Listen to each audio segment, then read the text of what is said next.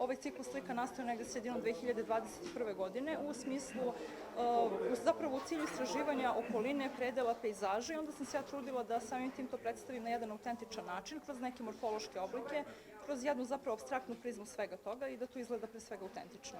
Pejzaži zapravo većini slikara daju zapravo tu neku slobodu da se oni izraze i u smislu da pronađu neki svoj likovni izraz. I onda je pejzaž kao tematika je interesantan jer pruža dosta mogućnosti u istraživanju i onda mi je to nekako bila inspiracija da se oprobam u tome.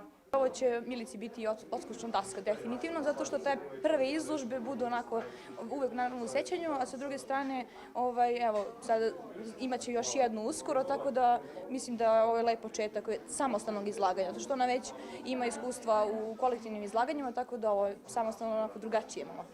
Radovi su super zato što, ne znam, ona je radila ove prethodnih godina, sad radi nešto malo drugačije, ali ja mislim da ona samo treba da nastavi ovako, u ovom stilu, zato što mislim da se ovde onako da je to ona, u stvari.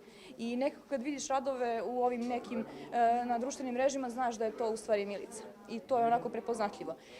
Tako da ja se nadam da će nastaviti u ovom nekom ritmu, samo naravno to mora da se istražuje, tako da, eto, to je to.